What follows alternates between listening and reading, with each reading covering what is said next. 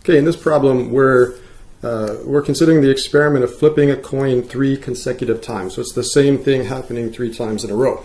Now, we want the probability of each of these events. Number 1 is the probability of 2 tails. So recall the definition of probability. If we want the probability of 2 tails, we need to count 2 things: the number of ways 2 tails can happen and the total number of ways our experiment could play out.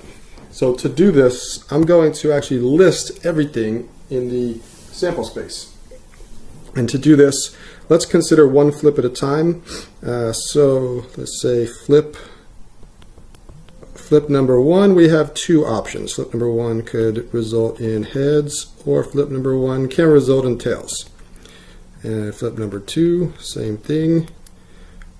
The heads could be followed by heads, and the heads could be followed by tails. Same thing if the first flip is tails, could be followed by heads or tails. Flip number 3, same thing, followed by heads or tails, heads or tails, heads, tails, heads and tails. So when we're constructing the sample space, and again, this is one method for constructing the sample space. I like it because it's visual, but it doesn't work very well if there's many more trials or many more options here. But so using this tree diagram, what we do is we trace the tree, every possible path on the tree going from left to right. So this first path, heads, then heads, then heads. So that's one possible sequence of 3 coin flips: heads, heads, and heads.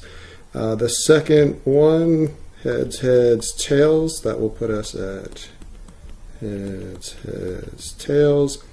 Ending here, heads, tails, heads. Heads, tails, heads.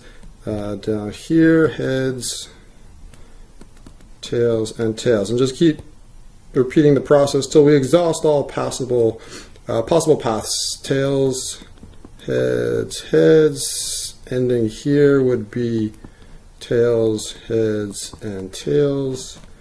Ending here, tails, tails, heads. And finally, tails, tails, and tails. Okay. So problem number 1, what's the probability of 2 tails? Well, we have our sample space. This is what we have in black on the right. We have our sample space, so now we just count the number of outcomes that are that correspond to this event. So then the event is 2 tails. So let's use green here. How many of these events have 2 tails? Well, there's one, and there's one. So out of the 8 total outcomes in our sample space, 3 of those outcomes have exactly 2 tails.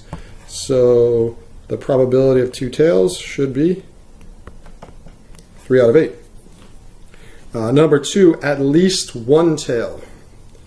So at least 1 tail means what? 1 or more. So 1 or 2 or 3.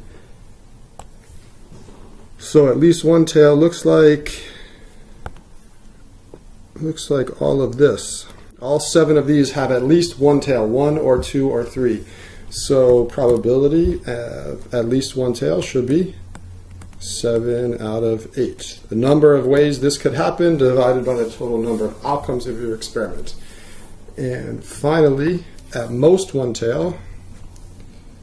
So that means 1 or less. So 1 tail, and 1 tail, or no tails. So let's see, those 4. So we want to give this as a reduced fraction. So 4 out of the 8 outcomes in the sample space, or reduced fraction, we could say 1/2. So 3/8, 7/8, and 1/2. That about does it for this problem.